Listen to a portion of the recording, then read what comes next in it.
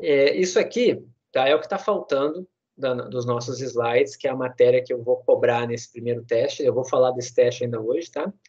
Então, eu vou fazer esse exemplo aqui e depois eu vou tirar dúvidas da lista.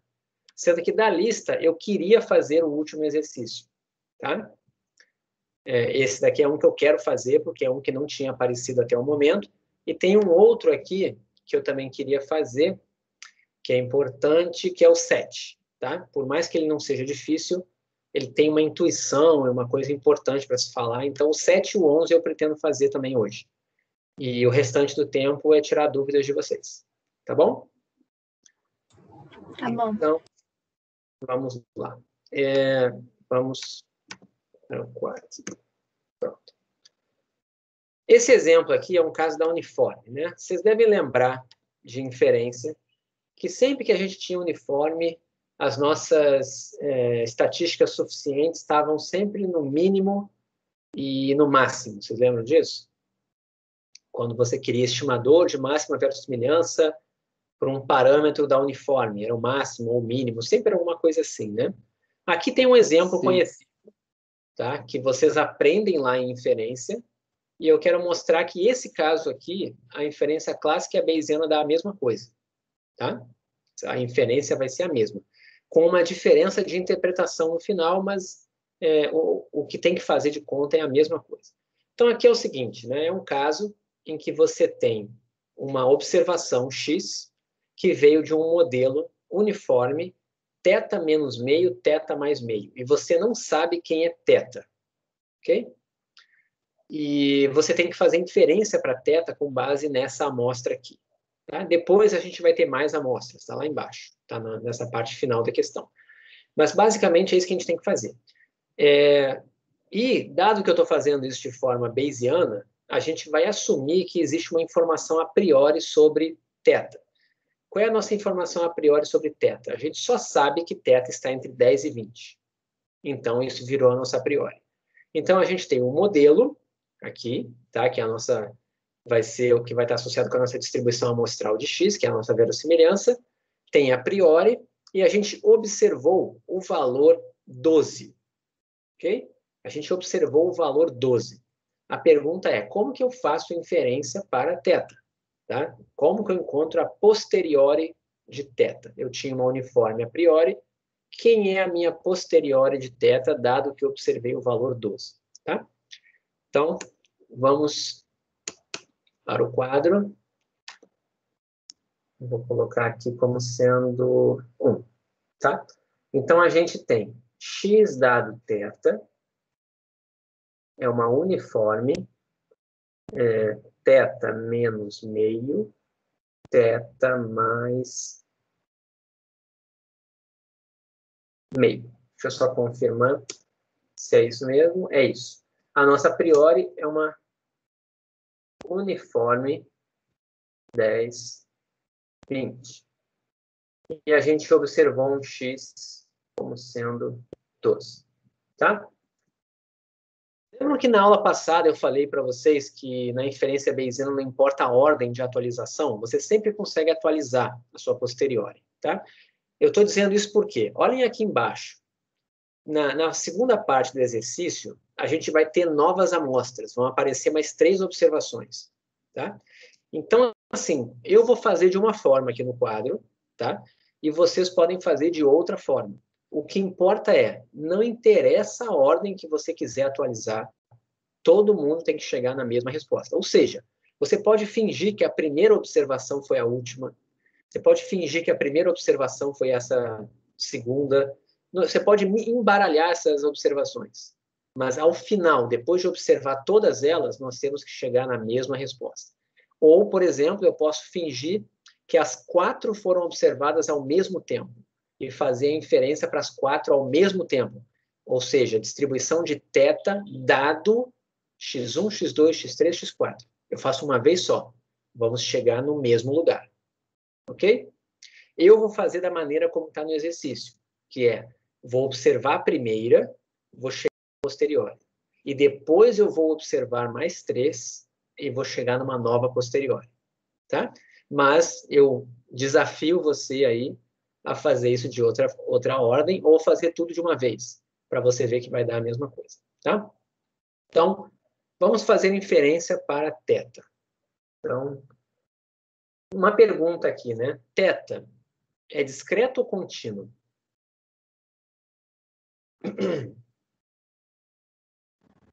Contínuo.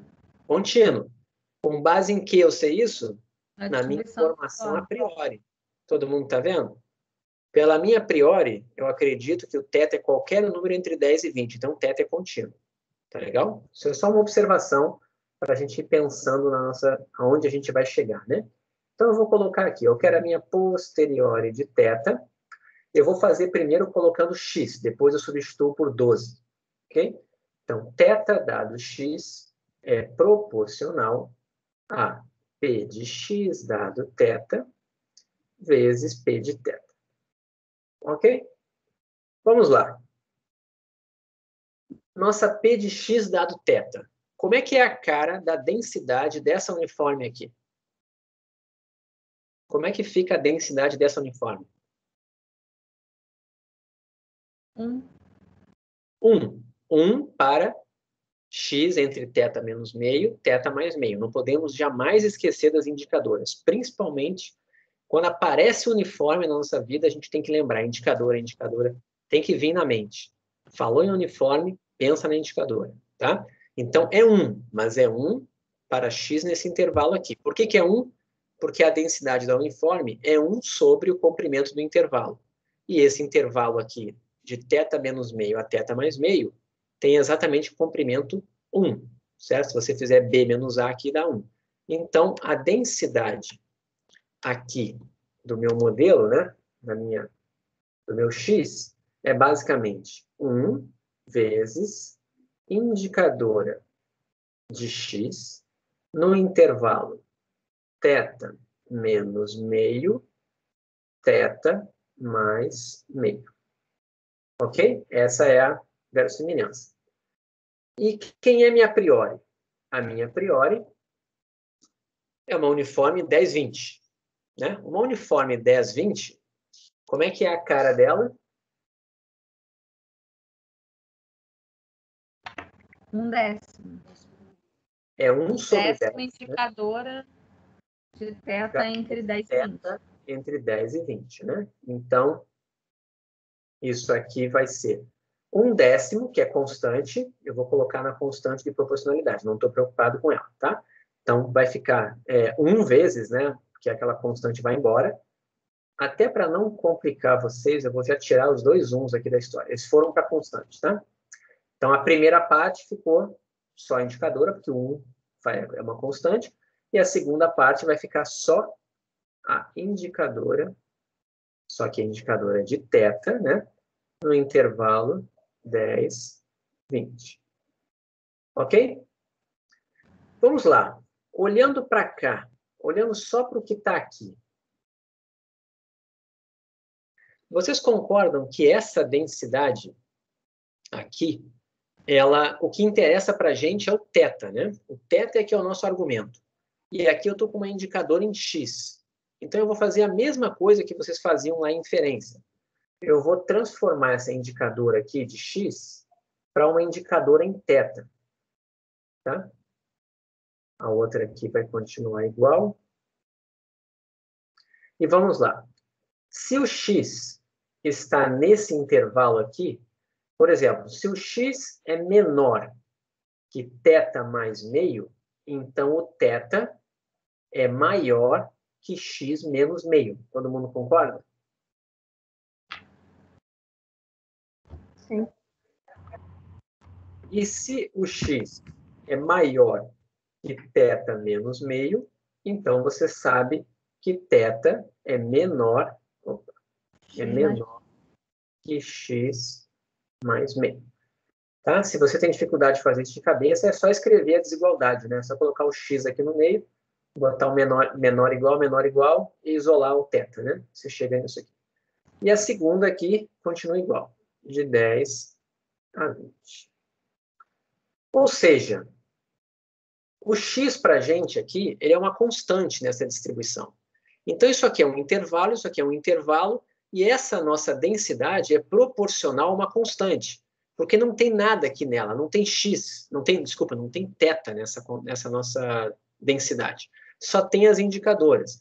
Isso significa que a nossa densidade a posteriori é proporcional a uma constante. Então, ela é uma uniforme, ela tem que ser uma uniforme. Tá? E eu só preciso olhar o intervalo de variação dela, que vai ter que ser a interseção desses dois intervalos aqui. É um pouco difícil fazer isso aqui assim, porque eu não tenho o x, né, dessa forma. Então, o que eu vou fazer agora é substituir. Como eu tinha dito, eu vou colocar agora aqui.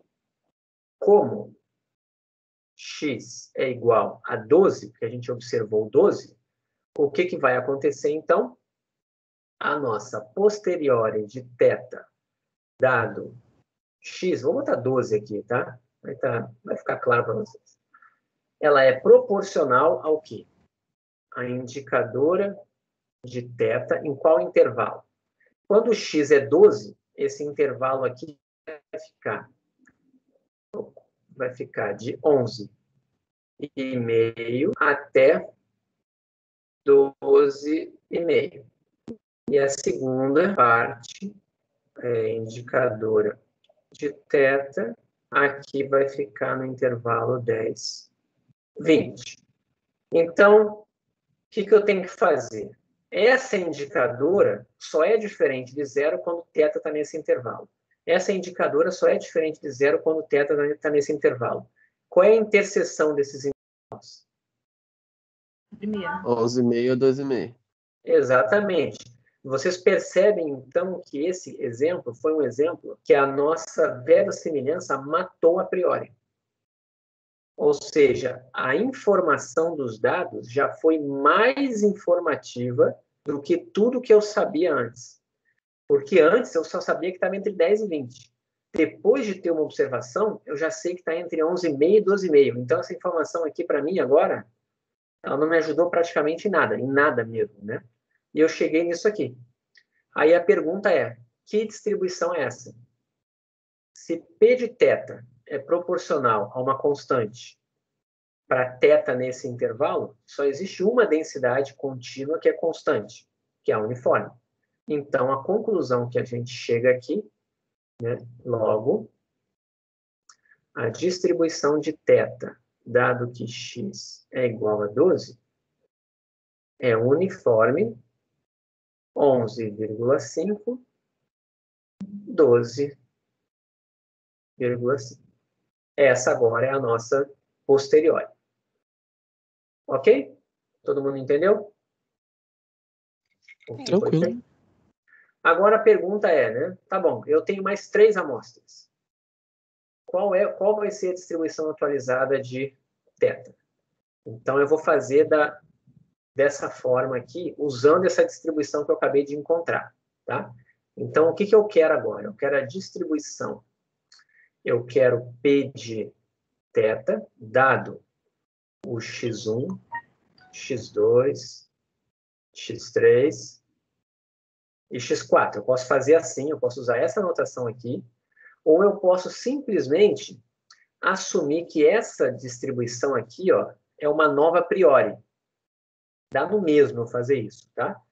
Eu posso dizer que esse aqui é minha nova a priori e assumir que estão vindo 3 observações agora e eu vou usar essa a priori aqui. Posso fazer assim. Eu vou fazer assim só para não ter que mudar a notação, tá?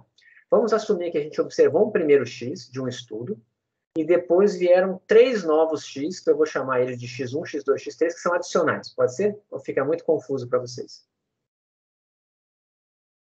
Fica muito confuso? Não, O que vocês pode ser. Oi? Pode ser. Você falou na última aula, né? Que podia fazer com todos de uma vez, né? Dá para fazer tudo de uma vez, mas eu vou fazer aqui o seguinte, eu vou assumir agora que vieram as 3 novas observações, então eu vou chamar aqui eu vou colocar assim, ó, x1, x2 e x3, e eu vou assumir que esse primeiro que eu observei foi um x0, como se fosse isso, tá? Então isso daqui, vou botar aqui para cá, é proporcional a P de x1, x2 x3 dado θ vezes P de θ. Agora que eu estou muito na dúvida aqui, né? Estou com medo de confundir vocês. Aí deveria ser P de θ dado x0, né? Por isso que eu vou mudar aqui. Eu vou meter um x0 aqui na história para não atrapalhar demais vocês. Vamos botar aqui. Vamos botar um x0, θ e P. Vamos assumir que aquela primeira foi um x0 e agora vieram mais 3. Ok? Então, e aqui eu vou ter que fazer, ou eu vou mudar a notação, eu vou fazer passo a passo aqui para vocês não se confundirem.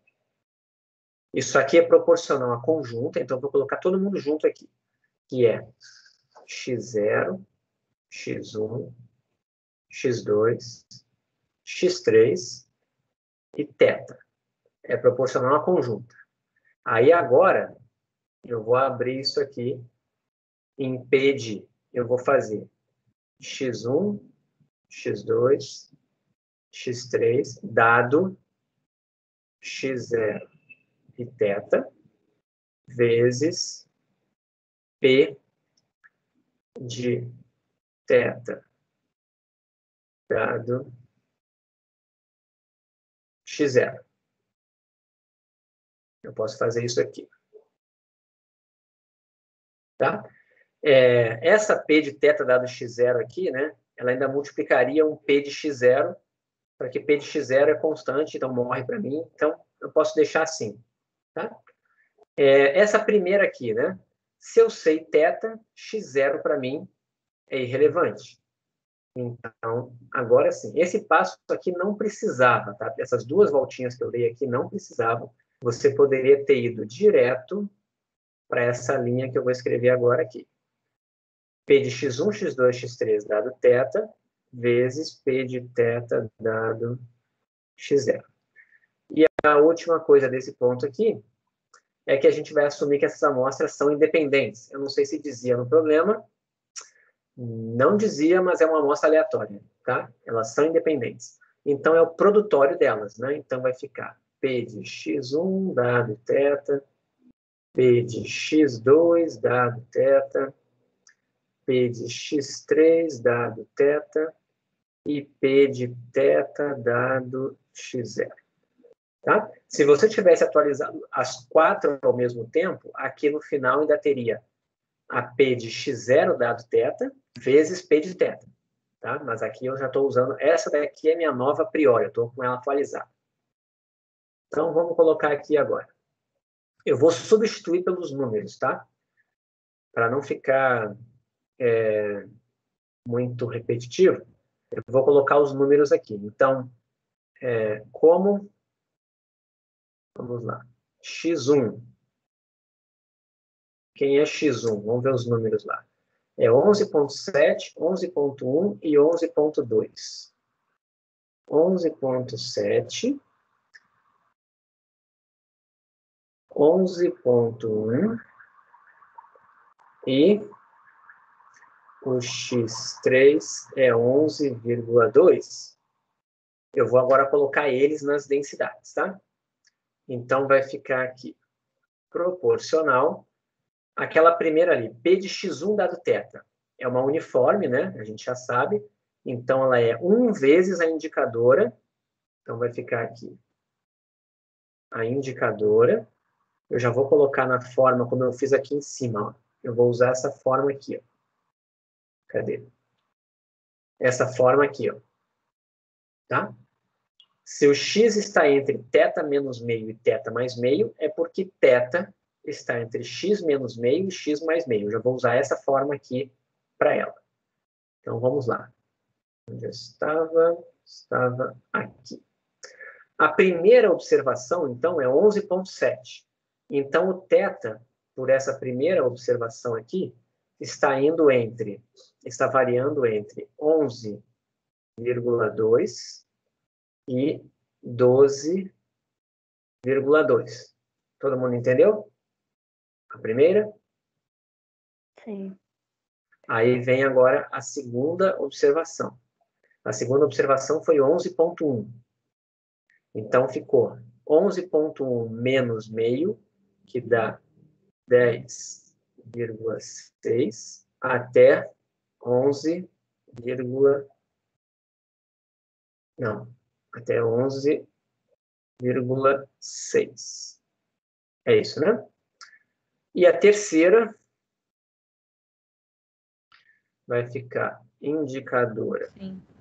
de θ de 11,2 menos meio, que dá 10,7, até 11,6. É 12,2, Gustavo. Ih, não, é 11,2. Foi mal. Oi? Viajei. Tá Eu certo. copiei 12,2, é 11,2. Ah, tá. Tudo bem. E falta ainda essa daqui, né? Falta a nossa P de θ dado x0, que foi a primeira que eu fiz. Que a gente chegou nessa daqui, ó, no 11,5, 12,5. Então, vamos colocar lá. 11,5, 12,5. É a nossa última.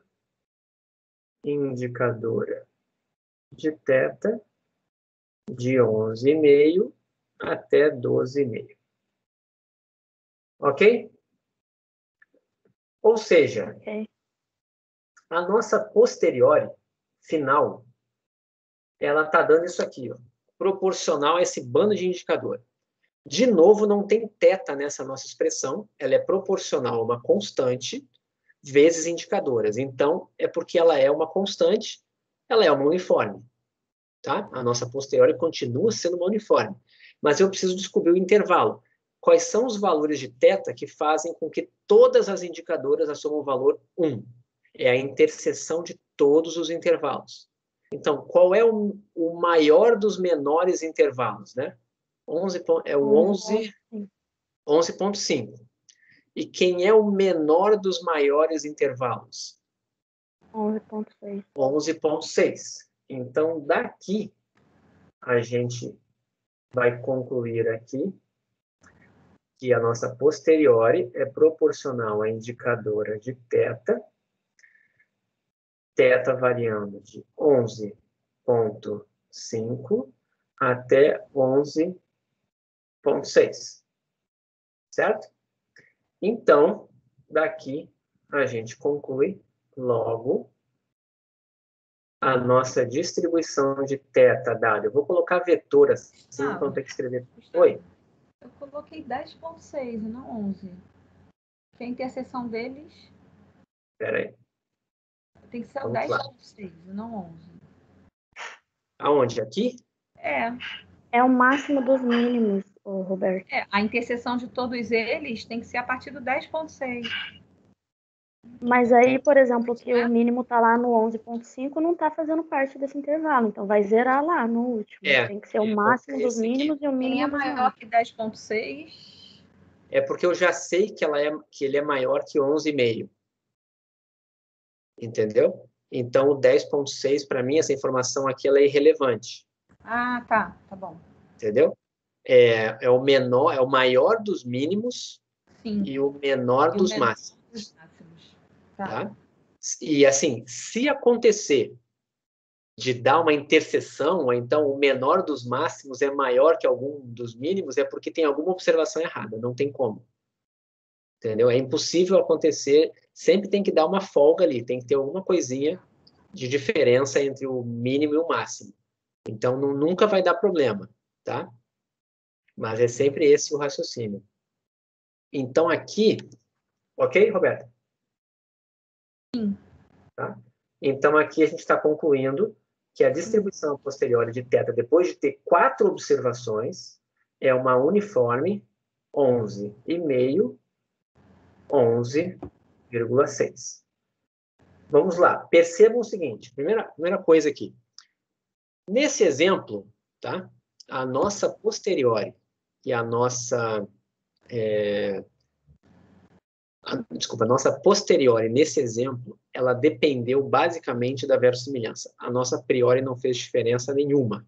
A nossa priori inicial, tá? Mas percebam que se você tratar isso aqui como se fossem 2 estudos distintos, em que você primeiro observou o x0 e depois você fez um outro estudo e observou mais 3, é como se aquela sua priori atualizada, que foi para 11,5, 12,5, ela virou informativa agora. E aí ela ajudou no final. Podem ver que o limite inferior da nossa posterior aqui, ó, continua vindo desse cara aqui, ó, que veio da nossa primeira observação, lá do x0. Tá? Outra coisa interessante, a gente só usou a verossimilhança. Mas como que você estimaria isso aqui por máxima verossimilhança se você fosse frequentista? Tá? Se você fosse frequentista e fizesse o gráfico dessa função de verossimilhança aqui, ó, tá? Qual é o valor de θ que maximiza essa nossa verossimilhança? A verossimilhança aqui é proporcional a uma constante. Ela é uma constante. Então, qualquer θ nesse intervalo aqui tem o mesmo valor de verossimilhança. Então, não existe um estimador de máxima verossimilhança aqui. Você poderia dizer para mim que qualquer número entre 11,5 e 11,6 está maximizando a função de verossimilhança, mas não tem um valor único. Ok? Quando você usa o raciocínio bayesiano, você passa a acreditar que o θ tem essa distribuição e você pode, por exemplo, chutar na média aqui. Quem é a média dessa uniforme aqui? Quem é o valor esperado dessa uniforme? 0,05, né? É, o 11,55. Isso. E eu consigo, por exemplo, fazer intervalo de confiança aqui. Você não vai conseguir fazer intervalo de confiança clássico aqui. Porque na inferência clássica, esse número inferior aqui, ó, e esse superior são funções do mínimo e do máximo. Esse aqui é o maior dos mínimos e esse é o menor dos máximos. Como é que você vai fazer intervalo de confiança? Não é nada que você aprendeu na graduação. Agora, com inferência bayesiana, você consegue.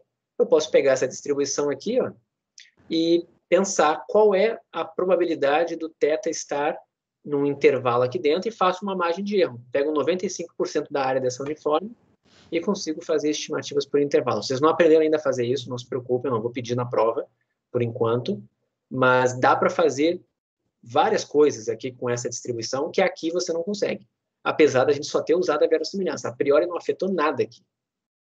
Ok? Todo mundo conseguiu enxergar isso que eu falei?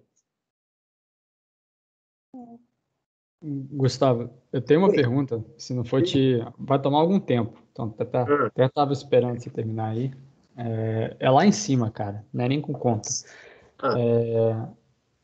Beleza, você frisou que é importante a gente ter uma amostra aleatória.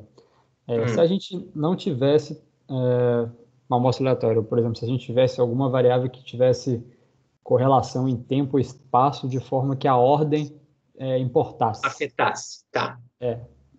Eu até estava pensando, falando com a Rafaela, que ela até comentou que, precisa de independência para você fazer justamente produtório, então, pelo jeito, não deve dar. Mas e aí, se eu tivesse uma série temporal, eu tenho uma informação pior sobre a oscilação dela, alguma coisa, como é que eu faço isso? Então, vamos lá.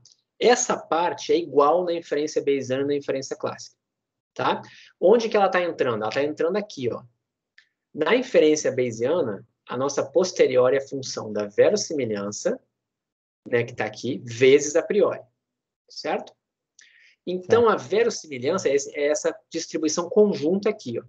Se elas não forem independentes, não vai virar esse produtório. Por exemplo, em séries temporais, vocês são acostumados a ver uma distribuição que depende do passo anterior. Tem o YT e o YT-1. O YT é função do YT-1. Às vezes, você consegue fazer um produtório sequencial aqui, ou seja, a distribuição de x3 dado x2, vezes a de x2 dado x1, vezes a de x1. Em séries temporais vira isso, entendeu? Então, as mesmas dificuldades que você tem lá para tratar dessa conjunta aqui, você vai ter aqui, certo? É a mesma coisa. Mas no curso de inferência tradicional que vocês aprenderam lá no 4º e 5º períodos, era sempre a amostra aleatória. Então, é o caso que eu estou mostrando para vocês aqui. Mas o que vai mudar é essa expressão aqui. E você tem que me dar. Se existe correlação, você tem que me dizer como que é a correlação. Ela vai estar nessa conjunta aqui. Se você não conseguir me dar em termos de conjunta, você tem que me dar pelo menos em termos de condicionais. a distribuição do x3 dado anterior, a do x2 dado anterior e a do x1. Se você me der isso, eu consigo fazer tanto clássico quanto bayesiano a inferência aqui. Tá? E no bayesiano a diferença é que eu estou botando a priori e, claro, fora a interpretação final, né? Mas a parte da verossimilhança é igual aqui. Respondi? Beleza. Não, show de bola. Tranquilo. Isso é uma coisa que você tem que pensar muito, tá? O curso de inferência que vocês fizeram é o curso que dá para fazer na mão, é o que a gente aprende na graduação. Mas no mundo real, a gente não quer que as coisas sejam tão independentes assim, tá? Porque coisas independentes não trazem informação. A gente gosta de dependência, porque quando as coisas são dependentes, quando você sabe uma, você tem informação sobre a outra. Você consegue fazer boas previsões. Só que fica tudo mais complicado, tá? Por isso que tudo que vocês aprendem depois do 5º período começa a ficar um pouco mais complexo, que começa a entrar correlação. Tem correlação no tempo, matéria de séries temporais. Correlação no espaço, estatística espacial. Correlação entre indivíduos, aí tem os estudos longitudinais, sabe? Aí vai entrando vários tipos de dependência, ok? Bom, então, feito esse exercício aqui, o que eu estava dizendo para vocês se você tivesse feito as amostras em qualquer ordem, chegaria no mesmo lugar. Se você tivesse pego todas juntas, chegaria no mesmo lugar também. E é uma uniforme a nossa posterior, e eu fechei essa parte aqui. Tudo bem? Tudo certo, pessoal? Eu quero fazer... O que vocês preferem? Vamos lá. Como é que vocês estão? Vocês conseguiram fazer boa parte da lista? Questão 7. Alguém teve dificuldade na questão 7? Posso perguntar isso? Ou melhor, quem fez a questão 7? Alguém fez a questão 7? Me digam aí. Pode ser no chat. Alguém fez a questão 7? Eu fiz. Não precisa ter medo, não vou fazer nada com essa informação. Tá? Só quero saber se alguém fez. Oi? Eu fiz. Fez? Vamos desconsiderar a Roberta está achando que é fácil, porque ela está fazendo o doutorado e a graduação. A gente tem prova amanhã de MLG, eu acho que a gente está meio... Usa a priori que amanhã é MLG. Eu acho que a gente devia escutar a Júlia. Estou mais focada em MLG também. É só eu porque estou mais no parâmetro da Júlia aí. Tá bom. Eu vou fazer o seguinte, é que a 11, como a 11 é uma questão que eu sei que ninguém fez, eu vou fazer a 11 primeiro. E depois eu vou para a 7, tá? Então, eu vou primeiro para a 11, porque eu garanto que ninguém fez. Não. Alguém fez a 11 ou não? Não, eu comecei a mexer, mas travou aqui nas contas, porque eu achei muito difícil, não saiu. Tá bom. O ponto é o seguinte, tá? Ninguém espera que vocês saibam de cabeça como é que é uma T de student, tá? A T de student é uma distribuição feia, no sentido de que tem uma densidade que ninguém costuma lembrar ela de cabeça. Para piorar a situação, eu não sei se vocês sabiam disso, mas até o 5º período, a gente costuma chamar a T de student de uma distribuição que é centrada no zero e que parece muito com a normal quando o grau de liberdade cresce. Concordam comigo? Sim, senhor. Okay? Só que o que acontece? A T de student, que vocês estão acostumados a trabalhar, é a T padrão. Assim como tem a normal padrão, tem a T padrão. Vocês só viram a T padrão. A T de student, ela tem 2 parâmetros, além do grau de liberdade. Ela tem um parâmetro de locação e um parâmetro de escala, que fazem um papel mais ou menos de média e variância. Não é exatamente isso, mas ele acaba fazendo esse papel. Então, existe a T de student centrada em 7, como tem a normal centrada em 7. Tá? E eu vou apresentar para vocês aqui agora o kernel da T de student, tá? Que é onde vocês têm que chegar. E isso vai voltar, a gente vai voltar a falar dela depois, nesse curso ainda, tá? Mas eu vou colocar no quadro o kernel dela, que depois de você enxergar o kernel, fica um pouco mais fácil de fazer as contas. Então, deixa eu colocar a lista. É a lista 1A. E é a questão 11. Certo? Primeira coisa que eu vou fazer aqui é escrever assim. Se X tem distribuição T, tá? Com. E aí eu vou colocar aqui letras mais amigáveis, tá? Geralmente, o grau de liberdade da T, vocês usavam o quê? Não pode ser N, tá? Vocês preferem que letra aí? Não, vou usar que está lá, né? Lá ele está mandando usar ni. Vou usar ni, tá? Você pode usar V se você não gosta do ni. Bota V, tá? O que importa é que é o grau de liberdade. Mas é uma T centrada em dois lugares aqui, tá? Um parâmetro de locação de escala. Eu vou chamar aqui de mi e vou chamar aqui de sigma, tá? A T que vocês estão acostumados é a T01, ok? Mas só que vocês não sabiam disso. Acho que não sabiam disso. Então, eu vou colocar para vocês, só para vocês saberem, como é que é o kernel dessa distribuição. O kernel dela tem um monte de constantes horrorosas que a gente nunca vai ver, tá? Mas tem a parte do kernel. E qual é a parte do kernel? A parte do kernel é 1 mais x menos o parâmetro de locação ao quadrado. A gente não vai precisar das constantes para completar nada, não? Não, não vamos. Assim, até precisaria, mas eu vou poupá-los disso, tá? Não tem que... Então, vamos lá. X menos mi ao quadrado. Para encontrar posteriori, não precisa. Tá? Tem uma demonstração que precisa e eu fiz ela separada. Então, eu vou poupá-los disso. Tá? Aqui embaixo fica o grau de liberdade vezes a escala. E isso aqui tudo elevado a menos o grau de liberdade mais 1 sobre 2. E isso aqui tudo para x pertencente aos reais. Essa distribuição vocês não viram. Provavelmente não viram. Se você fizer aqui sigma igual a 1 e mi igual a 0, fica mais amigável. Fica 1 mais x ao quadrado sobre o grau de liberdade elevado aqui a menos o grau de liberdade mais 1 sobre 2. Ou você bota 1 sobre isso, né? Mas geralmente vem assim. E tem um monte de constante aqui fora, que eu não estou interessado. Mas, no fundo, eu vou tentar encontrar isso daqui. Ó. Esse é o kernel que eu vou procurar. Tá legal? Vamos guardar em mente que a gente vai ter que chegar numa posteriori, porque olha o que diz o exemplo. Eu nem li ainda, né? Se x é uma normal que tem essa cara aqui. O que representa esse tal aqui na normal?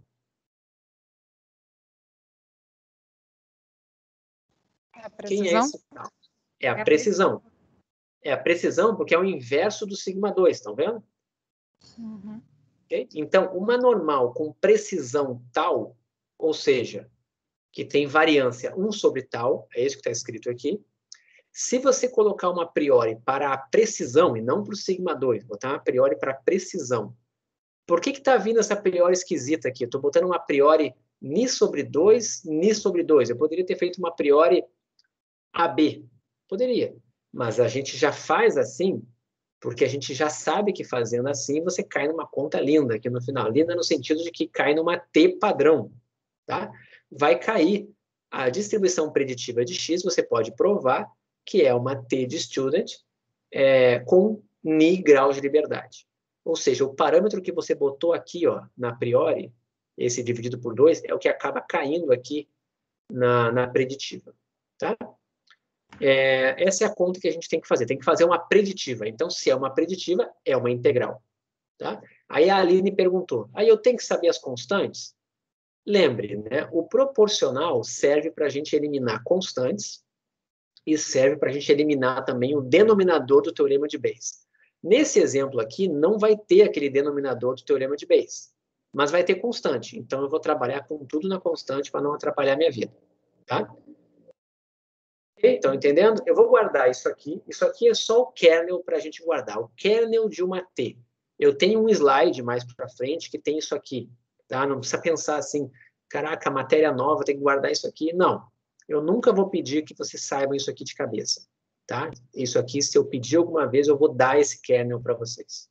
Tá bom? Não precisa decorar esse kernel. Mas vocês têm que saber chegar nele se eu mostrar uma conta, que eu vou mostrar agora para vocês. Então, vamos lá.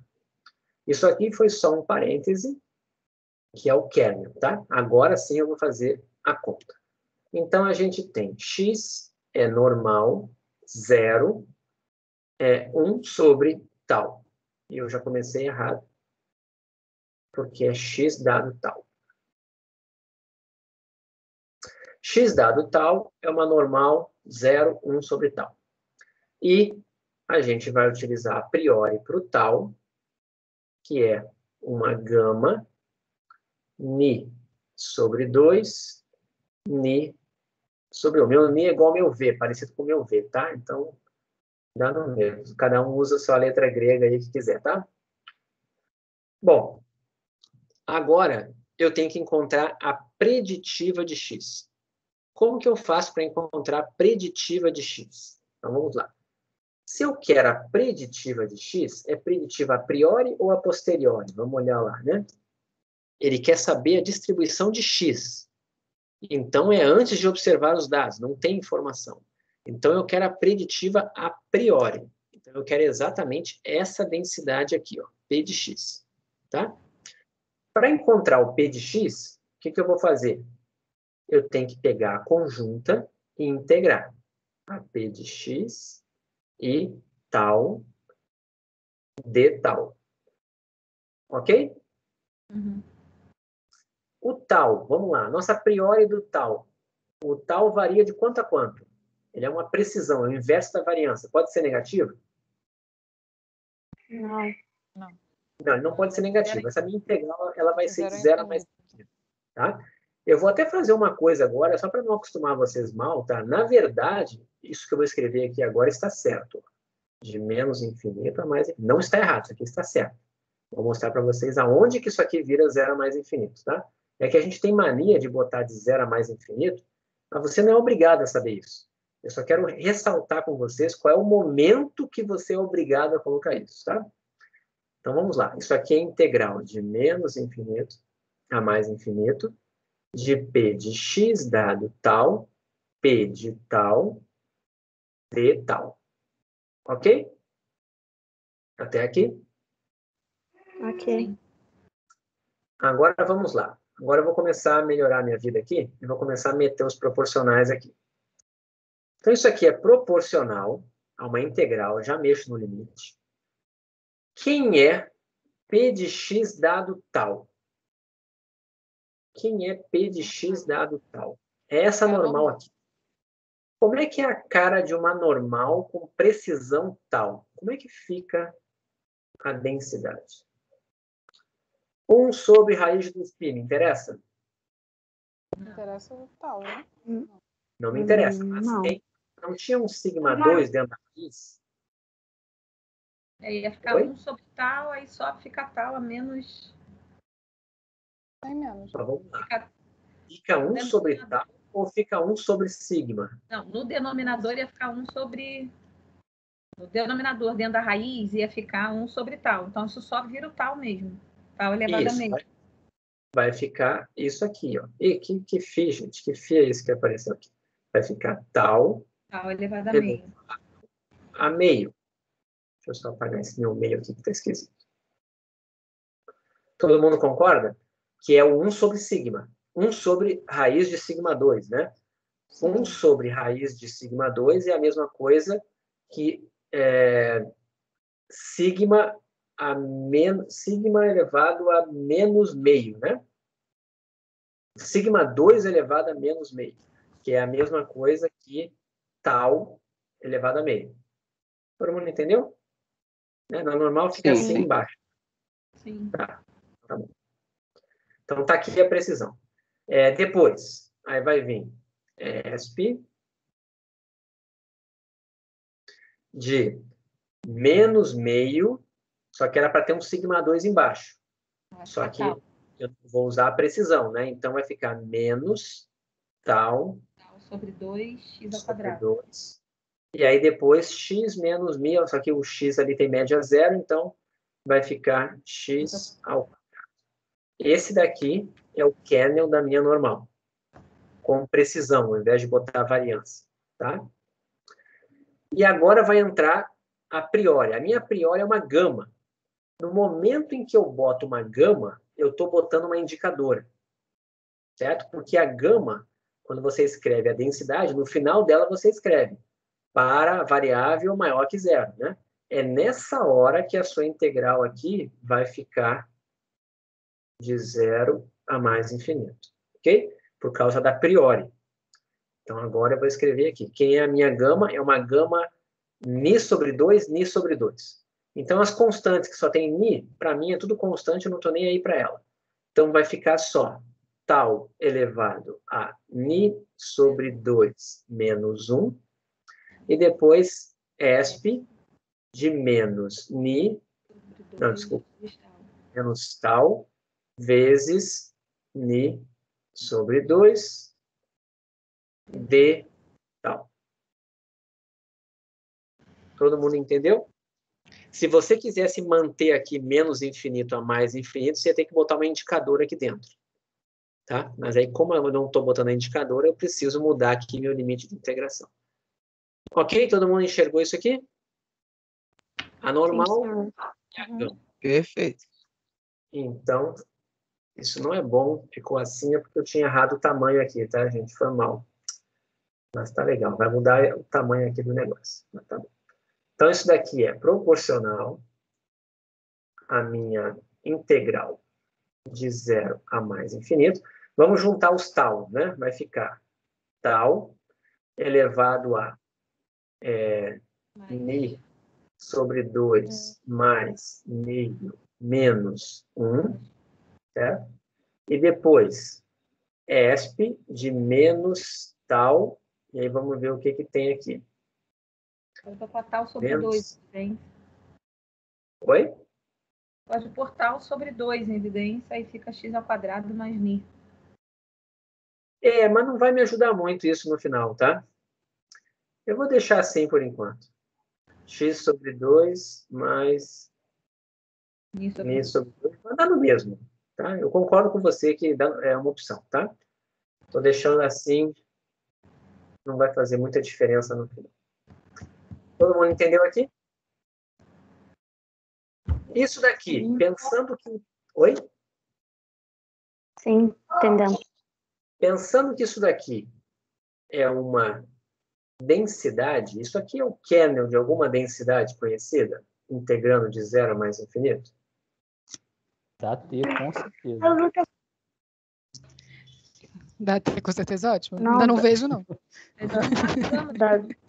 É uma gama, não é? É. É uma gama.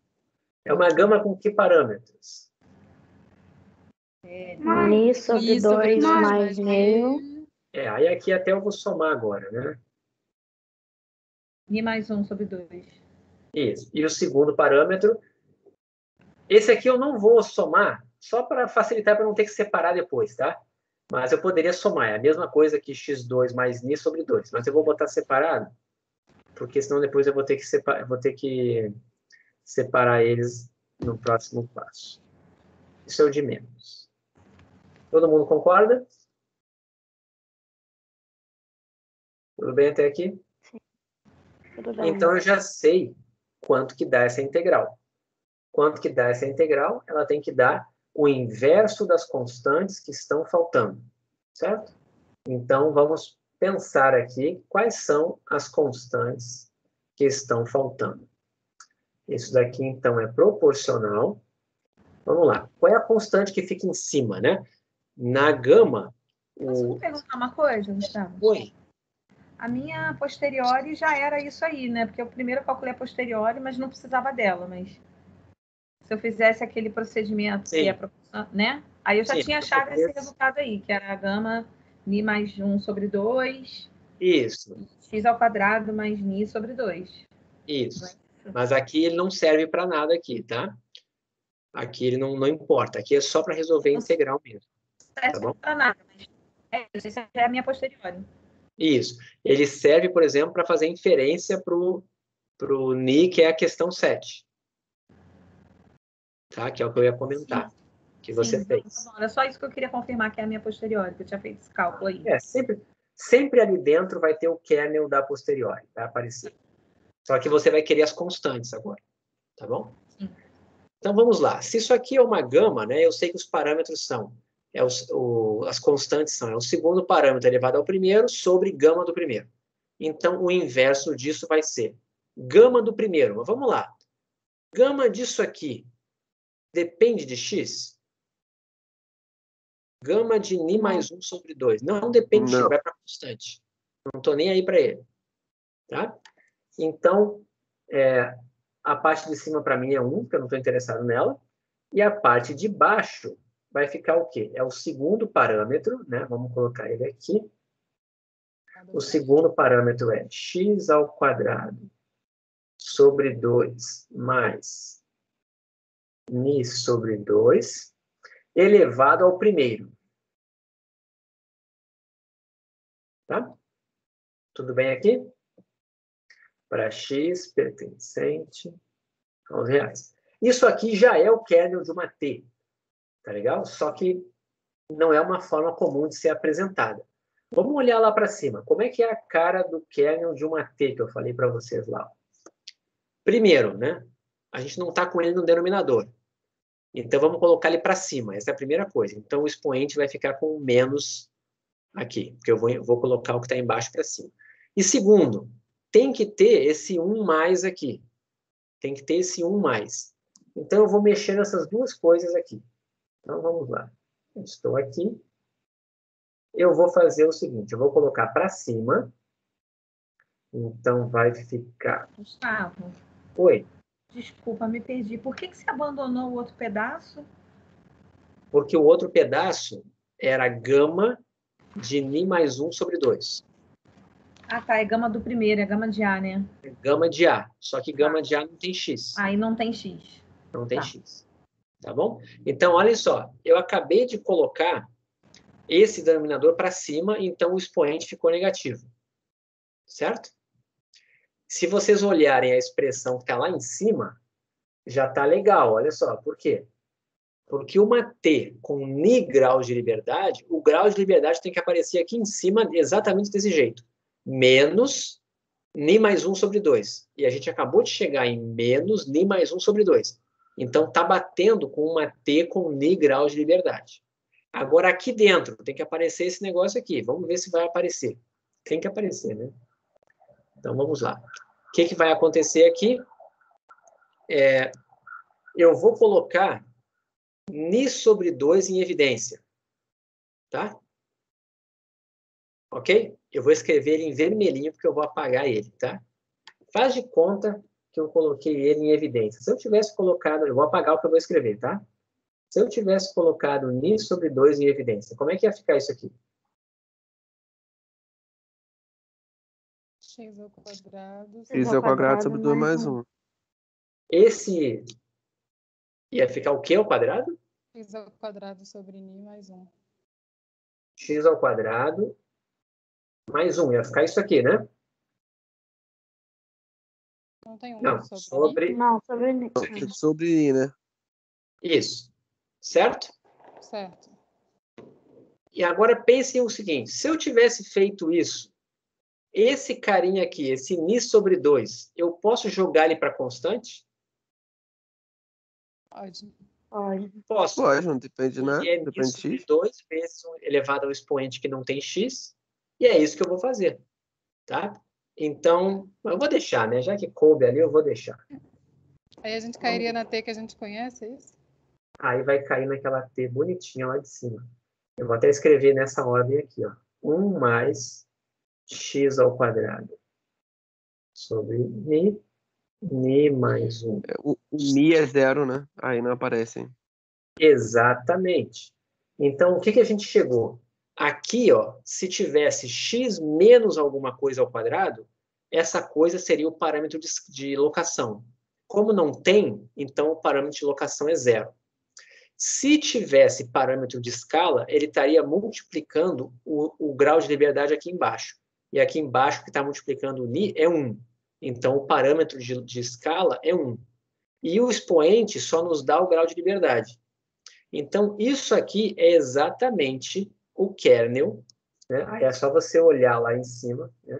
Cadê? Aqui.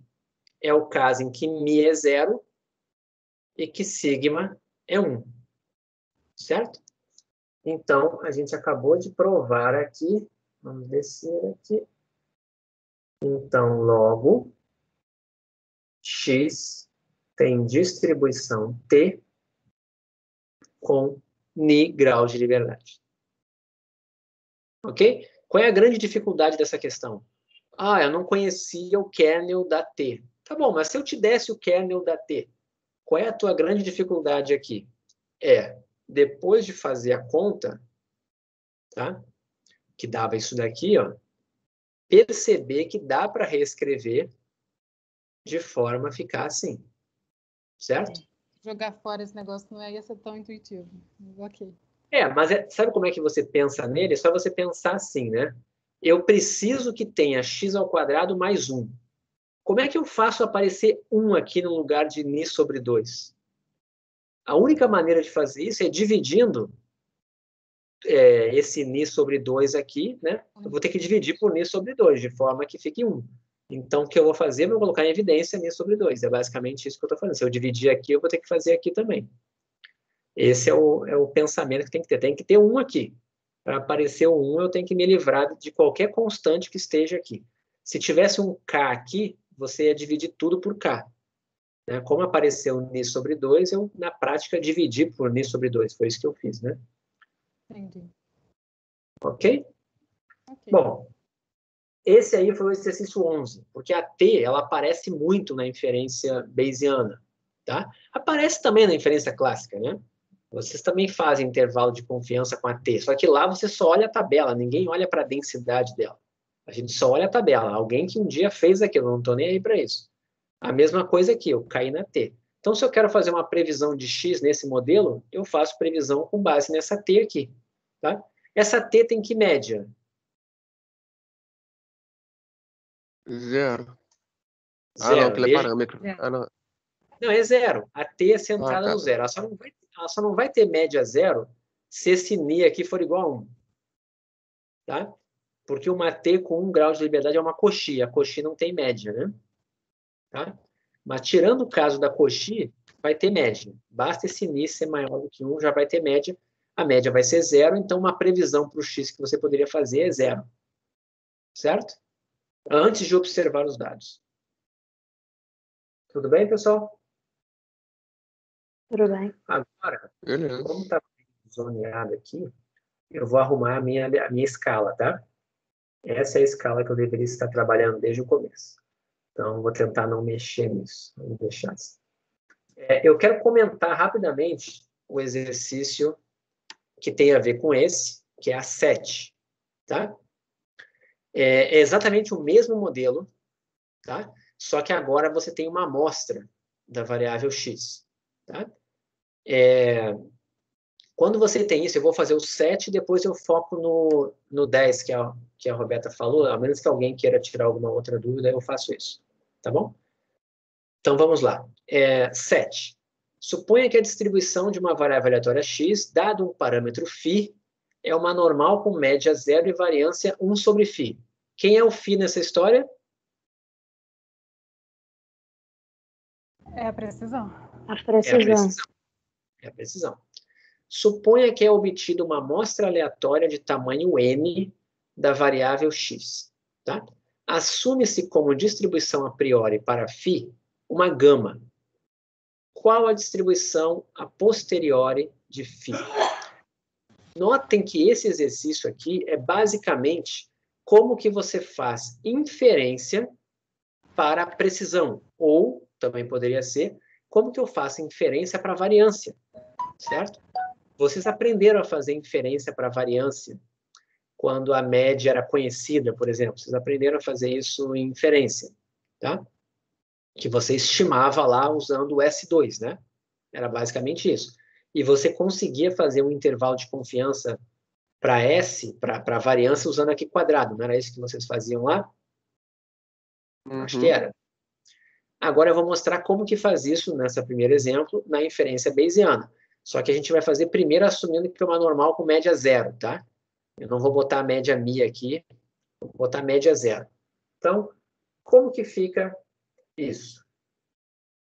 Tá? Então, exercício 7, a gente tem x dado φ, é uma normal 0, 1 sobre φ.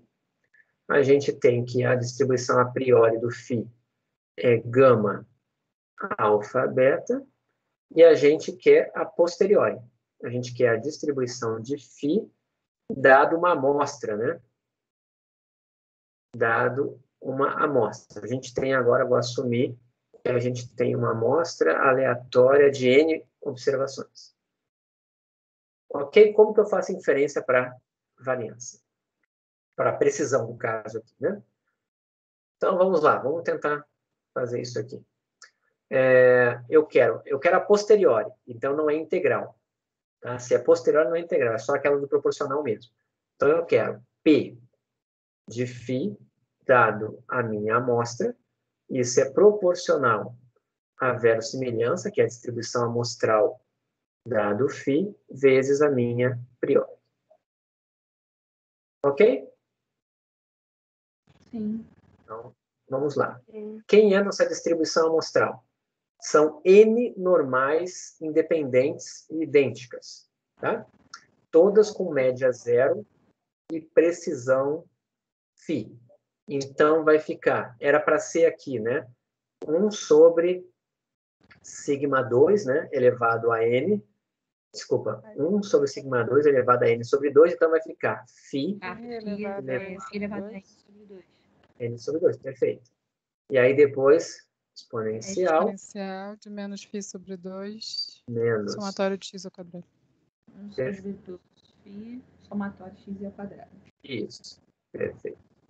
Vezes a minha gama. Só que a minha gama tem as constantes que não me interessam. Alfa menos 1, esp de menos beta φ. Isso. E isso para φ maior que zero, só para a gente lembrar. Tá? Então, o que eu tenho que fazer aqui? Juntar os φs e eu vou ter φ elevado a n sobre 2 mais alfa menos 1. E depois aqui eu vou ter esp de menos φ, que multiplica... Você botou menos, né? Somatório de x ao quadrado mais beta. O beta, né? Mais esse somatório de xi. Onde é que está o 2? O 2 está no lugar certo, né? Está, né? Sim, só no somatório de x ao quadrado. Então, pronto. Já cheguei na minha posteriori. Logo, φ dado a minha amostra é uma gama com que parâmetros? N sobre 2 mais alfa. E o segundo parâmetro, somatório. Mais somatório de x ao quadrado. Eu troquei a ordem aqui, né? Mas tudo bem.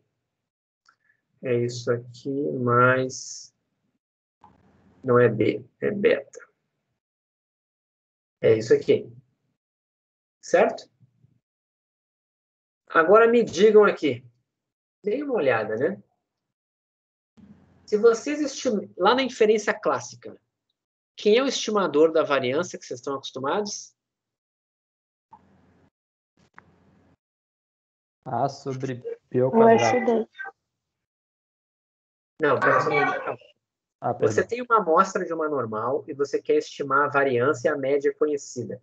Quem é o estimador da variância? Sigma 2. S2, né? Uhum. É o S2. Se você fizer o de máxima verossimilhança, você lembra que o estimador de máxima verossimilhança? Somatório de x ao quadrado. Somatório de xi, na verdade, era somatório de xi menos mi ao quadrado. Era isso daqui, se o mi fosse conhecido. Todo mundo concorda? Não era n menos 1? O de máxima verossimilhança.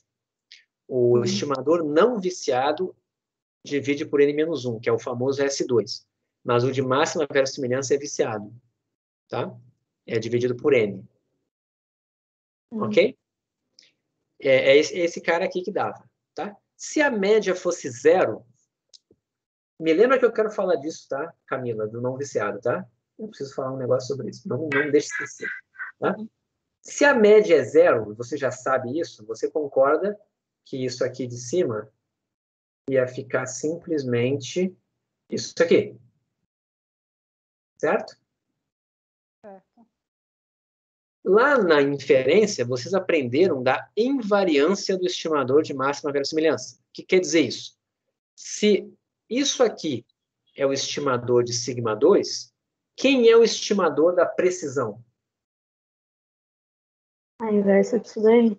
É o inverso disso daí, porque se você estimou sigma 2 com uma expressão, para você estimar 1 sobre sigma 2, é só fazer o inverso dessa expressão. Isso é a invariância dos estimadores de máxima verossimilhança. Então, o que significa? O que significa isso? Que se você quisesse estimar o sigma menos 2, que é a precisão, seria isso daqui elevado a menos 1. Desculpem. Ok? Agora, deem uma olhada nessa nossa posterior aqui. Não ficou ok, não. Por que que não está elevando a menos 2? Oi? Ah, não. O outro já era elevado a 2, né? Isso, o outro era elevado a Menor. 2. Agora eu já mudei aqui, já botei o menos 2 para virar o inverso. Tá? Ok? É o de máxima verossimilhança, esse aqui. Então, olhem para essa expressão aqui. Ó. Tudo bem, Camila? Foi? Tudo bem. Eu que fiz confusão. Tá? É porque eu tinha colocado antes sigma 2. E aí depois eu botei esse menos. Eu fiquei na cabeça que estava só o sigma. Aí, tipo, como se você tivesse elevado ao quadrado de um lado e... Não. Desde o começo era o sigma 2. Tá bom? Uhum. Então vamos lá. Olhando para cá, quem é a média dessa gama aqui? É o primeiro parâmetro dividido pelo segundo, certo? O que acontece se o alfa for pequenininho e o beta for pequenininho? O que acontece com a média dessa gama aqui? Vai ficar exatamente... Vai ficar exatamente igual a essa daqui, estão vendo? Eu comentei na aula passada que uma gama, quando esse parâmetro é pequeno e esse é menor ainda, é uma gama extremamente pouco informativa, lembra? Tem a ver com isso. Então, tem uma intuição aqui, tá? E o interessante... Isso aí, professor, pode falar de novo. Tá, vamos lá. Na aula passada, tá, a gente fez um exemplo, eu mostrei para vocês exatamente isso. Que uma gama com parâmetros, por exemplo, 0,1 aqui, tá, e 0,01, como sendo o beta, é uma gama pouco informativa, porque é uma gama com média 10 e variância 1000, certo? Se você faz o alfa pequeno, bem pequeno, e o beta menor ainda, por exemplo, alfa igual a 0,00001 e o beta igual a 0,000000001, alguma coisa assim, você vai ter uma gama Vai ficar igual ali embaixo, né? Você vai ficar, além de ficar com a expressão A média. Por que acontece isso? Porque o estimador de máxima verossimilhança só leva em conta a verossimilhança. Então, se você colocar uma priori pouco informativa, a posteriori vai ser dominada por quem? Pela verossimilhança. Então, tem que ir para o mesmo lugar. Ok? Tá legal? E aí, assim, essa é a semelhança. Tá? Mas qual é a grande diferença? Né? A grande diferença é que aqui você só consegue ter estimativa pontual, de novo, né, aquele papo, e, no máximo, um limite inferior e um limite superior, que você consegue calcular. Aqui eu tenho a distribuição, eu calculo o que eu quiser com isso aqui. Eu consigo calcular qualquer probabilidade. Qual é a probabilidade do φ ser maior que 7? Eu tenho. Certo? Eu consigo calcular qualquer probabilidade aqui em cima. Tá legal? Essa é a diferença. Eu tenho mais informação aqui dentro do que em 3 resumos numéricos, que é uma estimativa pontual e 2 pontos de intervalo. Ok? Tudo bem, gente? Ok. Uhum. Agora é só fazer um comentário. Preciso fazer, tá? Prometo que é o último comentário antes de ir para a questão que a Roberta pediu. O que vocês acham de utilizar esse estimador aqui? Você vai estimar a variância, tá? E você utilizar esse estimador aqui.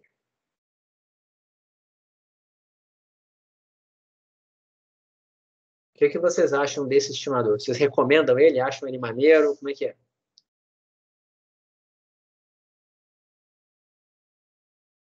Para a variância, tá? Vocês estão querendo estimar a variância. Na normal, pô, os dados são normais. O que vocês acham Porque a desse? gente está usando x-barra aí, né? Não, você está usando o x-barra. Geralmente o mundo real é assim, né? Mas lá em inferência, esse era o estimador que você usava para estimar a variância? Se o N era muito grande, tranquilo, né? Porque ainda assim é viciado. Sim, mas por que você usaria... O N não é muito grande. Aliás, o que é N grande, né? Não sabemos, mas... Enfim, eu não te falei nada sobre o N. Você usaria esse aqui ou você dividiria por N-1?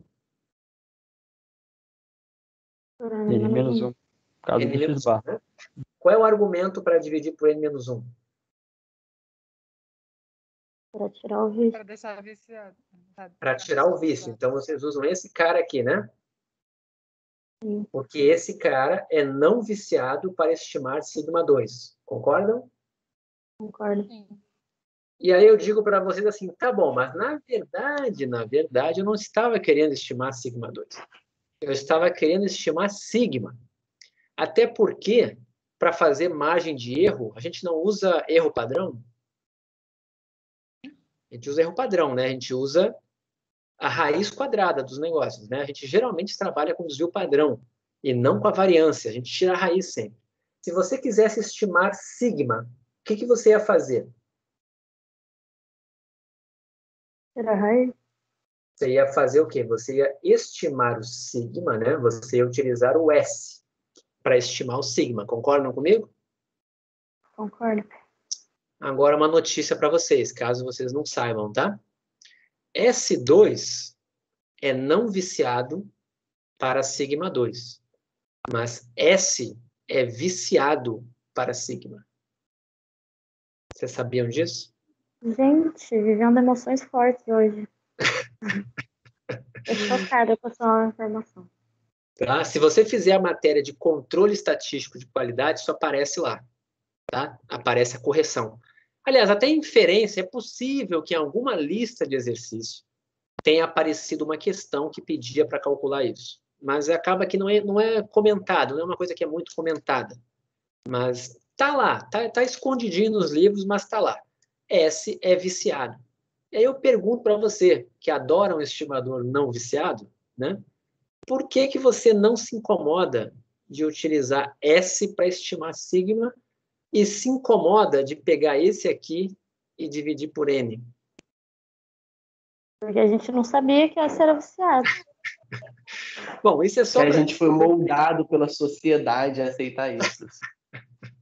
Bom, eu só estou fazendo esse comentário, tá? Porque em algum momento vocês vão ter que descobrir isso. Então, se não foi aqui, se vocês fizerem controle de qualidade, vocês vão descobrir. Mas se vocês não fizerem essa matéria, vocês não vão descobrir, vão se formar sem saber, em geral, tá? Então, é só para vocês saberem, né, que quando você... Eu lembrei disso, porque na hora que eu estava falando, a Camila disse assim, mas eu tenho que usar o não viciado.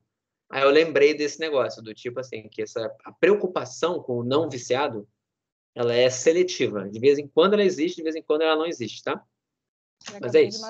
Porque não ensinaram pra gente. É quando me convém, quando me convém. Isso foi bom, matou o Papai Noel. A gente não usa essa coisa viciada para fazer intervalo de confiança, no fim das contas. Na prática, os intervalos de confiança que você faz, além de assintóticos, né, eles também são viciados quando a amostra é pequena, né? Ok? É isso que acontece. Você está destruindo o meu mundo. Não, Desde que esse curso começou, você só está focado em destruir tudo que a gente acreditava até agora. Isso, eu estou me sentindo mal com isso, mas enfim. Tem que falar, tá? E eu falo isso em controle de qualidade também, tá? Então, se vocês fizerem essa matéria comigo, vocês aprendem, porque lá faz parte da matéria, lá a gente corrige, tá? Sabe por que corrige lá?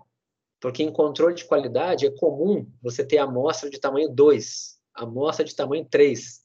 E se você usar um estimador viciado com amostra desse tamanho, você vai se dar muito mal. Então, o que tem que fazer? Tem que usar estimadores não viciados para o desvio padrão. E não é esse raiz do S, é outra coisa, tá? Mas por que a gente não aprende isso na grade normal? Tipo, se a gente aprende a tirar o vício de outras coisas. Não, você aprende. O ponto é, não faz tanta diferença na prática. Entende? Você dividir por N ou por N-1, Se você apresentar uma margem de erro com 2 casas decimais para cima ou para baixo, não vai fazer diferença. Se você errar, você vai dizer que é por causa dos 5% e não por causa disso, entende? Então, essas coisas acaba que são aproximações que são feitas, ok? É o lado subjetivo. Por isso, eu reforço para vocês de que fazer inferência, fazer estatística, nós não somos como os matemáticos que têm os resultados exatos. Nós não temos as coisas exatas. A gente pega coisas do mundo real e pega modelos que lidam bem com o mundo real. Mas a gente não pode jamais achar que a gente está explicando o mundo real por uma gama, para as distribuições que a gente está colocando aqui. A gente só está resolvendo o problema. Okay? Essa a mentalidade. É lembrar que nós somos um pouco subjetivos, certo? E os Bayesianos são mais subjetivos do que os clássicos, tá? Um pouco mais. Eles são um pouco só mais subjetivos que os clássicos. Mas há uma aura de se achar que a estatística, em geral, é objetiva, mas ela não é objetiva, tá? Então, o fato de você ser clássico não livra você do subjetivismo. É isso que eu estou tentando falar para vocês aqui. Tá bom? É uma das coisas que, geralmente, a gente, quando vai ensinar inferência bayesiana, tem que botar isso na cabeça do aluno, para ele, porque senão ele fica com aquele preconceito de achar que colocou a priori, entramos no mundo subjetivo, nada é válido. Não, você já estava caminhando no mundo subjetivo desde que você entrou na graduação. Ok? O fato de sermos exatos Agora que o Papai Noel já nada tá a morto. ver com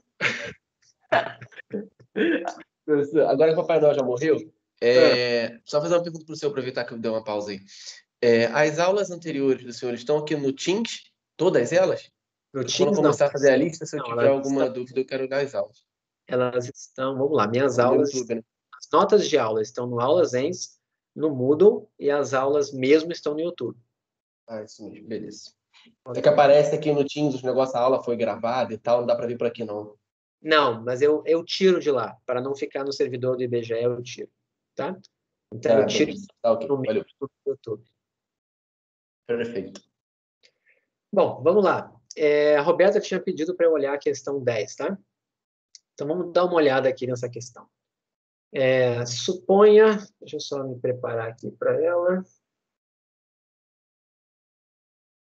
Suponha que o número diário de assaltos em uma cidade é modelado através de uma distribuição Poisson.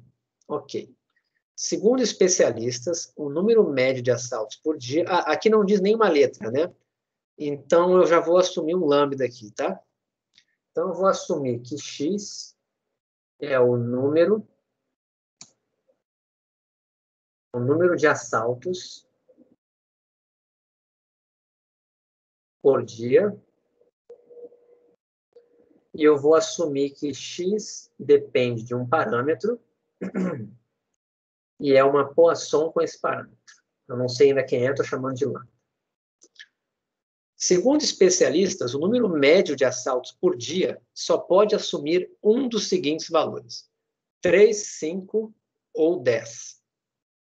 E, a priori, os dois primeiros possuem igual probabilidade e o terceiro possui a metade da probabilidade dos outros. Então, vamos pensar aqui, né?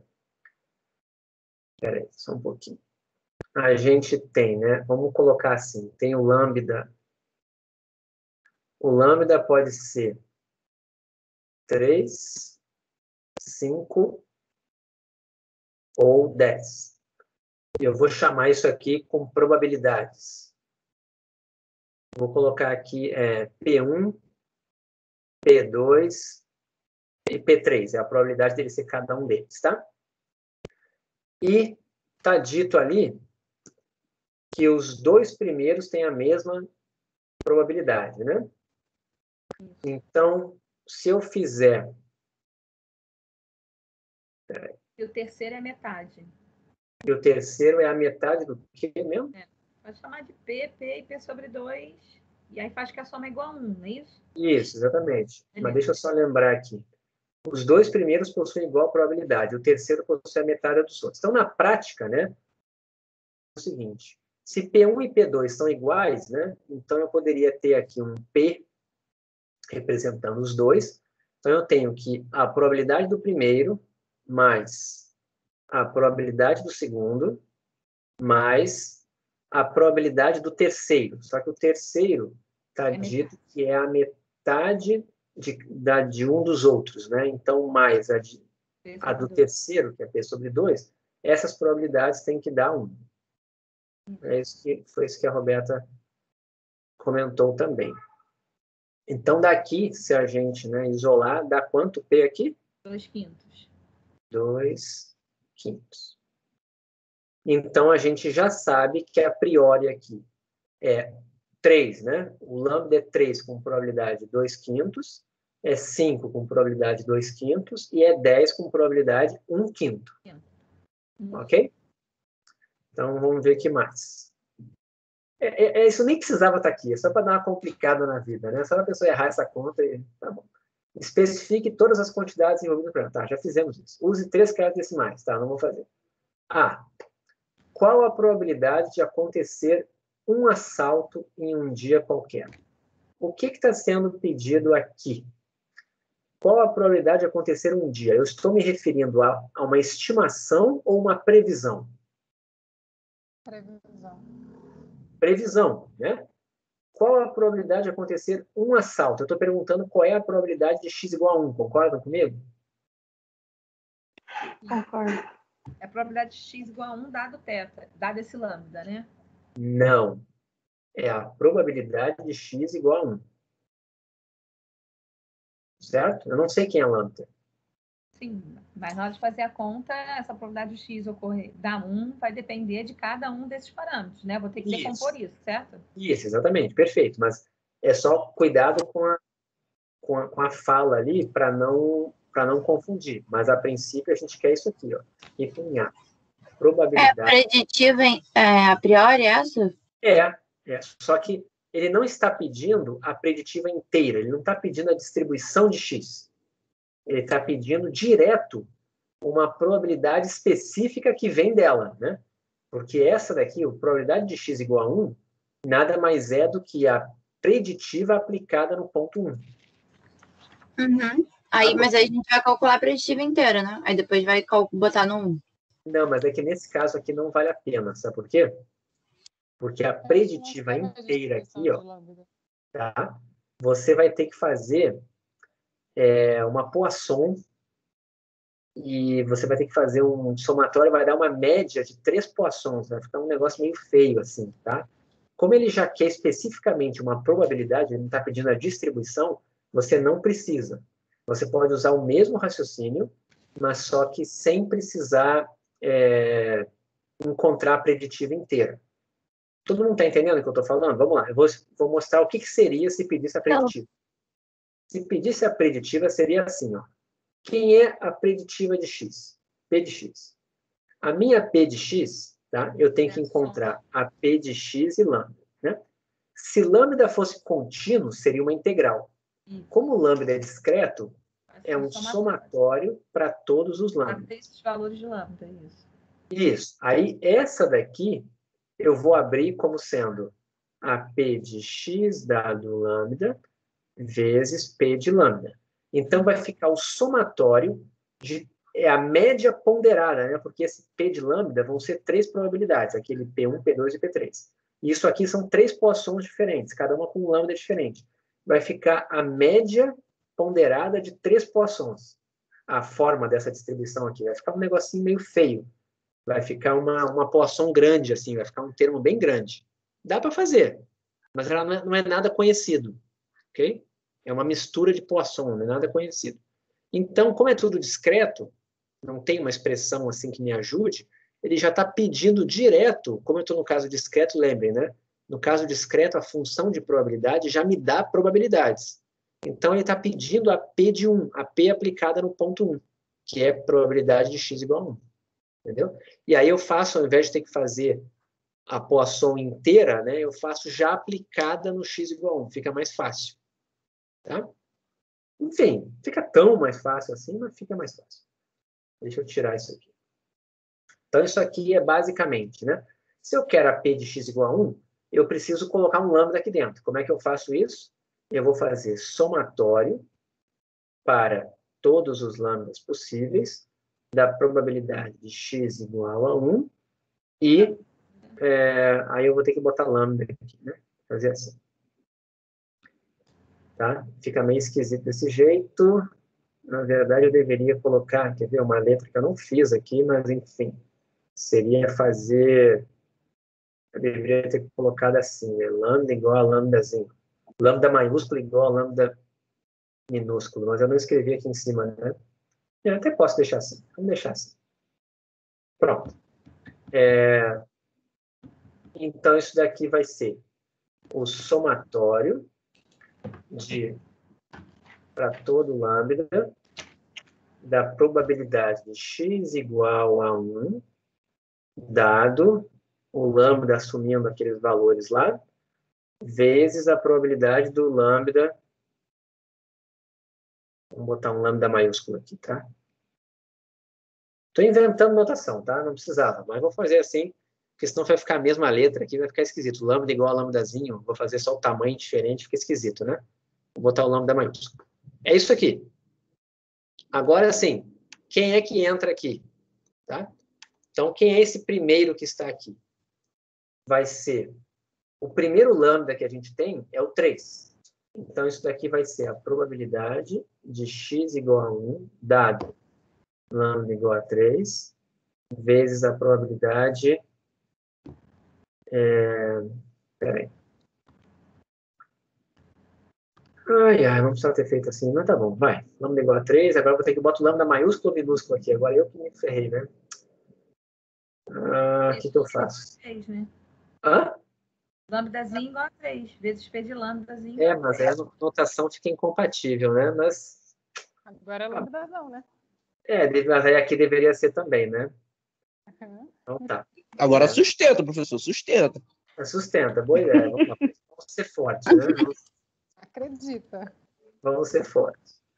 3, 5 e 10, né? Então é mais probabilidade de x igual a 1, dado lambda igual a 5, vezes probabilidade de lambda igual a 5, mais probabilidade de x igual a 1, dado lambda igual a 10, vezes probabilidade de lambda igual a 10.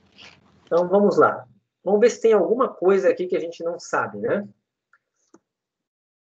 Quem é esse primeiro aqui? Probabilidade de x igual a 1 numa poisson com lambda igual a 3. Então, é só você pegar a função de probabilidade de uma poisson 3, né? Então, vai ser lambda elevado a x. Então, é 3 elevado a 1. Vai ficar 3 vezes. Depois, ESP... É a menos 3, é a menos lambda. Sobre 1 fatorial. 1 fatorial vai ser para todos, então nem vou botar. Tá? Sobre 1 fatorial. Vezes 2 quintos. 2 quintos. Mais. Aí a segunda já vai ser 5. É a menos 5 vezes 2 quintos. 5 vezes 2 quintos. E a terceira vai ser 10. ESP de menos 10. Espera aí. Vezes 1 quinto. 1 quinto. É isso. Não, acabou. Não bate a Acabou. resposta. Não bate? Não. E Tá aí, bom, o que acontece? No gabarito, inclusive, onde estava o lambda igual a 5, nas respostas aparece lambda igual a 4. Aí eu ainda fiz tanto a conta com 5 como com 4. Repara, depois a outra opção, Tá. até igual a 4. Ser. Mas mesmo assim não bate. Eu achei, para lambda igual a 4, dá 0,089. O gabarito dá 0,0959. Dá uma diferença grande. Provavelmente, isso aqui deve estar errado, tá? Eu vou olhar o valor verdadeiro, mas eu garanto para você que é a conta que a gente acabou de fazer. Se você foi o que eu fiz, por isso que não bateu. Tá, a mas conta lambda igual a 5 dá 0,0733. Não, ignora, tá? Ignorem aquilo ali. Vamos guardar o raciocínio. Porque aí depois os outros é o relativo, em relação à soma, né? É cada um em relação a esse total que a gente achou. Aí todos vão dar diferença. Aí vai dar tudo diferente, por isso que eu... Isso. Mas relaxa, tá? Você deve ter feito certo. Vamos ver aqui o que são os outros, tá? Só para a gente saber. Item B. Sabendo que um dia Em determinado dia, aconteceu um assalto. O que significa isso? A gente observou um X, certo? A gente observou o X igual a quanto? X igual a 1, certo? Encontre a posteriori do número médio de assaltos na cidade. Quem é o número médio de assaltos na cidade? Cuidado para não confundir isso, tá? Número de assaltos é X. Número médio de assaltos é lambda. Tá? Cuidado com isso. Tem o médio aqui, ó, é o lambda. Então, ele quer o quê? No item B, ele quer a posteriori, né? Ele quer a distribuição de lambda. Agora eu vou ter que sustentar aquela minha anotação, né? Então, vamos lá. Distribuição de lambda dado x igual a 1. Ele quer isso daqui. Ok? Então, para isso, você precisa fazer a P de lambda dado x. Ok? Só que o x aplicado no ponto 1, né? Eu posso aplicar agora ou aplicar só no final, tá? Mas se eu já quiser fazer aqui usando a anotação, já que eu estou fazendo uma anotação diferente hoje, vamos botar assim, né? Então, é a posteriori do lambda já dado x igual a 1. Ok? Então, isso aqui vai ser o quê? É proporcional. Não, gente, para fins didáticos isso não é bom. Eu prefiro botar depois. Eu boto na linha de baixo, tá? Então, P de x dado lambda vezes P de lambda. Ok? Tudo bem aqui? O ponto é o seguinte, né? Lambda é discreto. Tá? Como lambda é discreto, o que a gente vai ter que fazer? Eu não tenho uma expressão única aqui para o lambda. Então, eu sou obrigado a fazer aquelas continhas. Eu vou ter que fazer probabilidade, tá? De lambda igual a 3, dado x igual a 1, tá? E aí eu vou fazer essa conta aqui. Depois eu vou ter que fazer probabilidade de lambda igual a 5, dado x igual a 1. E a terceira eu não vou fazer, eu vou fazer por diferença. Tá? Probabilidade de lambda igual a 10, dado x igual a 1. Essa primeira aqui, né? Como é que fica isso aqui usando o teorema de Bayes lá de probabilidade 1, né? P de A dado B. É interseção pela marginal, então isso aqui vai ficar. Probabilidade... 3. Eu já boto, tá? Eu vou só fazer a conta primeiro aqui, depois eu substituo. Você tá um passo na frente, mas eu já chego lá. Probabilidade de x igual a 1. Lembre, né? Esse cara aqui a gente já calculou. Tá? Falta um termo aqui. For esse exercício que vai pedindo na ordem, né? Porque o 1 e o 3 não pede. Aí você começa querendo calcular e aí você vê que precisa. É porque, assim, sempre que você tiver um caso que é tudo discreto, a gente acaba tendo que fazer isso aqui, acaba tendo que abrir essa conta. Você está perguntando como é que eu me dei conta que eu tinha que fazer isso aqui e não aqui, né? Foi isso tô comentando só que esse aí tá fofo, porque ele tá no A e no B, e, tipo assim, tá na ordem, na 1 e na 3, ele pede direto a B, só que, tipo, se a pessoa não perceber que ela precisa, claro que ela vai perceber, né? Sim. Tô falando só que esse aí tá, pelo menos, evidenciando a ordem do raciocínio. Ajuda você, né, a fazer as coisas, que o item A vai ser usado no B, assim, exatamente, perfeito. Muito bom. Ok? Todo mundo entendeu o que a Rafaela falou? Ou não? Espero que sim. Uhum. Oi? Bernardo? Ok? Não, eu falei que sim, entendi sim. Tá. Vamos lá. Aqui, tem algum mistério aqui? Dê uma olhada. Essa daqui, ó, quem é essa expressão que está aqui, ó, no numerador? O que está no numerador é exatamente, ó, esse primeiro termo aqui, ó. Todo mundo está vendo? É esse primeiro termo que está aqui, ó, que a gente já tinha feito ele aqui no item A. Ok? Então, esse cara aqui de cima, todo, é o 3esp de menos 3 vezes 2 quintos. E quem é o denominador? É todo esse somatório. Okay? São esses 3 termos do somatório. O que vai ser, então, a posteriori? A probabilidade do lambda igual a 3 vai ser esse primeiro termo dividido pela soma dos 3. O que vai ser a probabilidade do lambda igual a 5? Vai ser o segundo termo dividido pela soma dos 3. E o que vai ser o terceiro termo? Esse último aqui, dividido pela soma dos 3. Tá? Então, o que eu estou querendo dizer aqui, eu não vou substituir porque é muito grande aqui, tá? A expressão. Mas para todos, né? Eu vou botar só nesse primeiro aqui.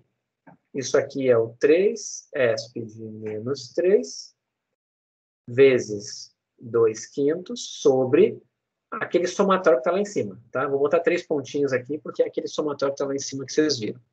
E a mesma coisa vai acontecer nos de baixo. Todo mundo entendeu? O que tem que fazer aqui em cada um? O denominador é o mesmo nas 3. Foi? Sim. Então tá. Posso fingir que esse aqui a gente já fez e está tudo bem? Para não ter que fazer a conta aqui? Infelizmente, não está batendo o gabarito, tá? Mas não se preocupem, eu acredito que a conta ali não deve ter grandes mistérios e o gabarito deve estar errado. Porque se a primeira já estava errada, todas as outras vão estar em cima dela, vão estar erradas, tá? Ele dá aqui na B as 3 probabilidades, mas elas devem estar com uma referência errada, tá? Ah, eu acho que eu sei por quê, né? Aqui está θ igual a 4, estão vendo? Mas mesmo fazendo com ele igual a 4, dá uma diferença. Aqui dá 0,89, aqui está 0,095. Então realmente eu não sei o que aconteceu aqui, gente. Não lembro Pode ser disso. que algum outro parâmetro também não seja o que está aqui, entendeu? Ou no enunciado. Sim. Mas com certeza está errado, tá? Isso aqui está errado e o que a gente está fazendo está certo. Vamos ver o que é o C e o D, né? O C. Qual a probabilidade a posteriori do número médio de assaltos ser maior do que 4? Como é que você faz o item C, tendo o item B? O que vocês acham? Probabilidade, o que ele quer? Vamos escrever. Probabilidade a posteriori do número médio de assaltos ser maior do que 4. O que ele quer? Vamos colocar aqui. Ele quer a probabilidade do número médio de assaltos ser maior do que 4 a posteriori. Ou seja... Eu só somo 5 e o 10? É só isso. É só isso. É só isso. É só fazer a soma dos outros. É só o quê que eu não ouvi? Oi? Somo do 5 e do 10. Eu vou colocar aqui, ó. É a soma do lambda igual a 5 mais a do lambda igual a 10. Ok? Ou seja, ser maior do que 4 é simplesmente ou é 5 ou é 10, porque 3 não é. Tá? Pode fazer também 1 menos a probabilidade do lambda ser igual a 3, né? Já que só tem esses 3 valores. Fica mais rápido. Já está pronto. Tá. É outra alternativa. 1 menos a probabilidade do lambda igual a 3. Perfeito. E aí você vai usar essas duas aqui, ó. Estão vendo? Estão aqui em cima. Ou, como a Roberta falou, 1 menos essa daqui, né? Que eu não terminei, mas é essa daqui. Tá? O item C era só isso. E o que é o item D? Aposto que é previsão, né? Vamos ver. Exatamente, é previsão. Sabendo que em um determinado dia ocorreu um assalto, que a gente já sabia, qual a probabilidade de no dia seguinte ocorrer novamente um assalto? É como se fosse uma segunda observação, né? Porque é um segundo dia. Mas não é uma segunda observação que a gente não observou. Assim, é dado que num dia já ocorreu um assalto. Então, dado que eu já tenho um resultado que eu observei que era um assalto. Agora ele quer a probabilidade, não é isso? Mas tudo bem, calma, Roberta, olha só. Mas não é para fazer, então, a atualização? Calma, olha só. O que eu estou querendo dizer é o seguinte, você falou... É só uma questão de entendimento da questão. Isso que... Sim, mas eu vou falar uma frase que corrige uma frase que você falou e explica. Você disse assim, é como se fosse uma segunda observação. Não, é uma segunda previsão. A gente fez uma previsão no item A antes de observar. Agora eu quero fazer uma nova previsão depois de observar. É uma nova previsão. Estou querendo fazer a previsão do X. Eu não estou observando o X. Certo? Eu estou fazendo uma previsão para ele. Então, eu quero o quê? A preditiva a posteriori aplicada no ponto 1. Antes ele queria a preditiva a priori aplicada no ponto 1. Ok? Ok, Roberto? Sim, eu tinha desligado o microfone, sim. Bom, então, o que acontece aqui, né? Vai ficar, deixa eu ver que horas são, 10h16. Ele quer probabilidade de, vou chamar de Y, tá? De Y igual a 1, dado X igual a 1. Ok? E como é que você faz isso aqui? Você tem que ter um lambda aqui no meio. A única maneira de você enfiar um lambda aqui no meio é você fazer um somatório para todo o lambda e você mete ele ali no meio. Então, vai ficar de y igual a 1. Y igual a 1. Mas eu vou primeiro fazer com ele do lado aqui, tá? Y lambda. Com lambda. Dado x dado x igual. Que é isso aqui. Sim. E aí lembrem aquela história que na preditiva posteriori sempre vai ter a independência condicional. Ou seja, isso aqui vai abrir como y igual a 1. Dado. Isso, dado lambda igual a lambdazinho e x igual a 1 vezes probabilidade de lambda igual a lambdazinho dado x igual a 1. Aí vamos lá, o que você tem que fazer aqui? Essa é a minha última coisa que eu vou fazer aqui no quadro. Então, quem é esse cara aqui? É a posteriori. É igualzinho o item A, só que você vai colocar ponderando pela posteriori, não pela priori. E quem é esse cara aqui? Você tem que lembrar que esse x morre. Por quê? Porque dado lambda, o x não traz informação para y. Porque o lambda tem tudo o que eu preciso, porque ele é um parâmetro desconhecido, que diz tudo sobre a distribuição de y. E y é como se fosse uma nova Poisson lambda. Então, eu não preciso saber um x velho se eu sei o lambda. Então, esse daqui é como se fosse a minha verossimilhança. Então, isso aqui é uma Poisson aplicada no ponto 1. Certo? Todo mundo entendeu? E aí fica igualzinho o item, o primeiro, né? O item A. Vamos ver o item A aqui, ó. A gente estava aqui, ó. Só que lá era X, né? Aliás, quem era esse X1 aqui? Quem é esse 1 aqui, gente? Que bom que eu voltei, né? Não tem 1 aqui. Tá. Então, aqui.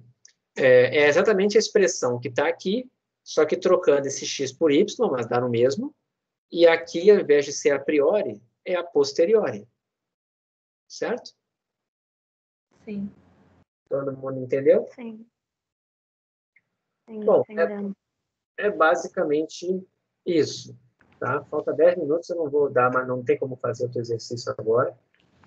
Eu vou só dar umas orientações do teste, mas se alguém quiser tirar alguma dúvida rápida, dá para tirar ainda.